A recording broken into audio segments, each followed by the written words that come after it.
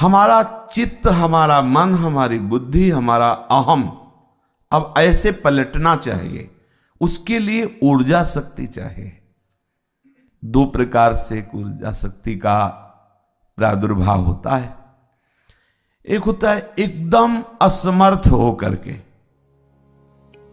ये सबसे ज्यादा शक्तिवान, एकदम असमर्थ होकर प्रभु के भरोसे हो जाना, अयोग्य, अंदर से अहम में अनुभव हो गया किसी काम का नहीं मैं तो। ये थोड़ा बड़ी बात है। दोनों में परिणाम में बड़ी ऊर्जा शक्ति, पर होने में बहुत कठिनता है। कहने को तो हम वाणी से कह सकते मैं बहुत नीच अधम, किसी भी तरह भगवत योग्य नहीं हूं। अहम अंदर जो बैठा है, जब हमें कोई कहता है नीच है, अधम है, पाखंडी है, या कोई भी सम्मान के प्रतिकूल चेष्टा करता है, तब अंदर झांक के देखो कैसा लगता है। ऐसा लगता है ये आदमी गलत है, ये जानता नहीं। जैसे हम किसी से कहें कि हमारे अंदर तो काम का स्फुरण होता, मैं कामी हूं, बात बात पे गुस्सा आ जाता है, छल कपट भी हमने देखा। अब वो पवित्र हृदय अपनी बात बता दी, मन की बात बता, वो थोड़ी है ऐसा, वो तो मन की चेष्टा को देख के बता दिया। अब दूसरा उसको जब कहे हमसे बोला था कामी है, ये कामी है, अब अपने को बुरा ना लगे कि हमने तो कहा ही था। प्रभु वास्तविक में बहुत नीच हूं, अंदर से बुरा बिल्कुल नहीं लगा। ये है, ये बात, ये बिल्कुल साधारण तौर तरीके से समझ लो। होता क्या है, अहम देवता वाणी से तो बुलवा सकते हैं, मैक से बोल देंगे हमको, हम तो हम जैसे नीच अधम का। इतनी बड़ी बात आपने कह दी, नीच और अधम, अब कोई क्या कहेगा, इससे बड़ी बात क्या कह सकता है। इसी में सब समाहित हो गया। अब हमारे साथ कोई व्यवहार करता है जैसे नीच के साथ किया जाता है, तो हमें कैसा लगना चाहिए। भाई हम बाबा जी हैं और हमसे कोई कहता है राधे श्याम, तो कोई खास बात थोड़ी लगती है। क्यों? क्योंकि हम बाबा जी हैं, भगवत वेश है, और राधे श्याम कहता है तो ठीक ही है, हमें कोई बुरा या भला नहीं लगता, बुरा भला नहीं लगता, क्योंकि इस वेश का प्रभाव है और वो श्रद्धावान है, इसलिए बोल रहे राधे श्याम, वो तो स्वाभाविक करेगा ही। ऐसे ही हम नीच हैं, वो हमारे साथ व्यवहार करे तो स्वाभाविक करेगा ही, मैं तो नीच हूं। आप उसी समय देख लेना, आपकी हृदय गति प्रभु के चरणों में होगी, प्यारे मैं बहुत नीच, और रोना आएगा कि प्रभु।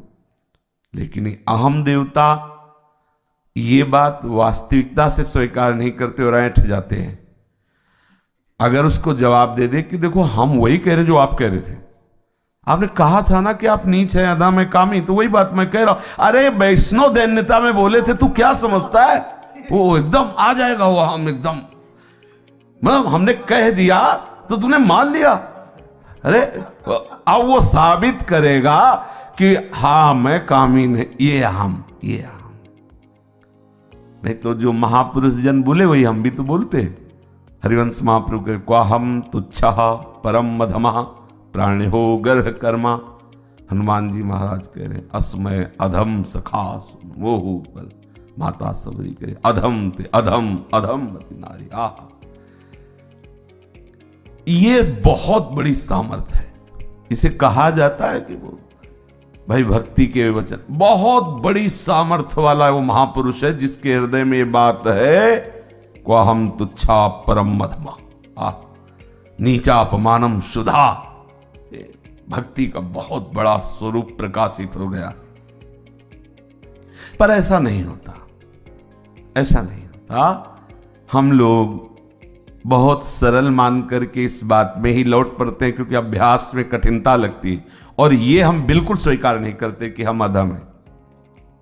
तो हमें बहुत काल तक कोई भी भागवती ऊर्जा शक्ति अपने अंदर नहीं लगती, क्योंकि दोनों बातें नहीं हैं। अभ्यास से हम हट जाते हैं कि हमसे तो कुछ होगा नहीं, मैं तो बहुत मलिन स्वभाव नीच हूं। बढ़िया है, ये बहुत बढ़िया साधन है।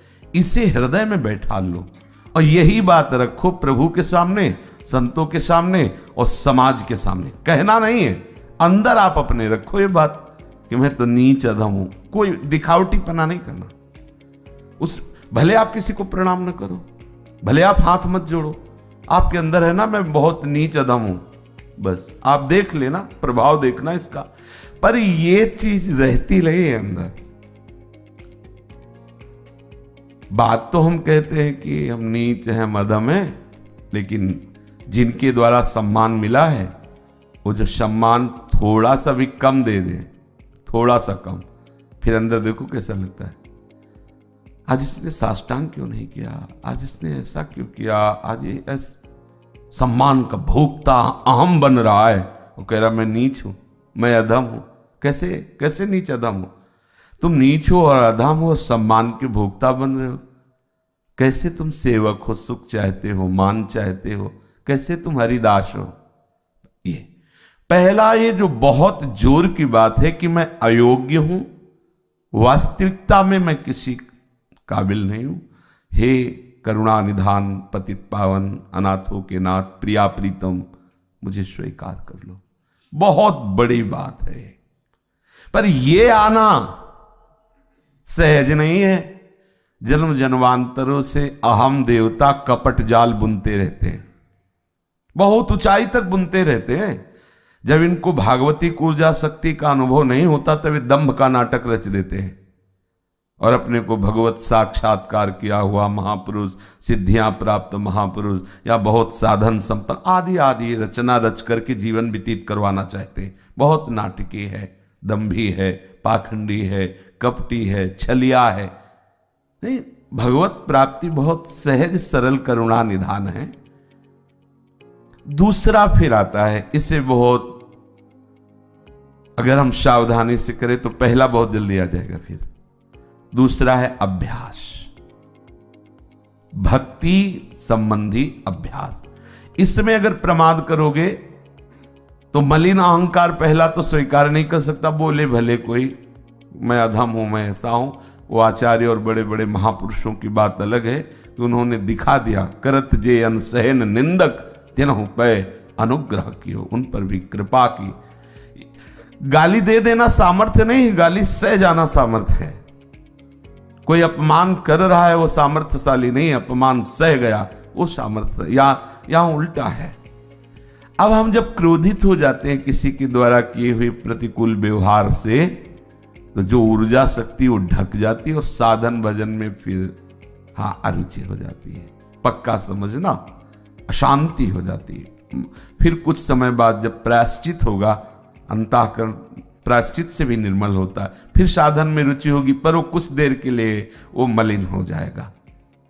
पूज्यपा दुड़िया बाबा तो 1 महीने के लिए कहते हैं कि जो भजन धारा चल रही थी 1 महीना की भजन ऊर्जा शक्ति क्षीण हो जाएगी और 1 महीना भजन करने की रुचि वो नहीं रहेगी। ये चाह हमें आगे नहीं बढ़ने देती, कभी काम की, क्रोध की, लोभ की, मोह की, अहम की, ये सब चाह। इसलिए हमें चाह समर्पित करना होगा।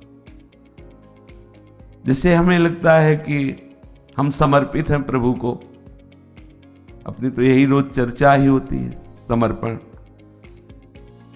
हमारी जो नित्य विहार की संपत्ति है वो समर्पित को प्राप्त होती है, साधन संपन्न को नहीं। ये जो प्रिया प्रीतम का प्रेम रस है ना, गोस्वामी जी भी कहते, यह गुण साधन ते नहीं हुई, तुम्हारी कृपा पाओ कोई कोई। और समर्पण कैसा? कई बच्चा के पेट बच्चा की तरह मिलो, अजात पक्ष युमातरम खगा। छोटा बच्चा जिसके पंख नहीं निकले पक्षी के, वो माँ की बाट जो होता है, ऐसी प्रिया प्रीतम के आश्रित हो जाना।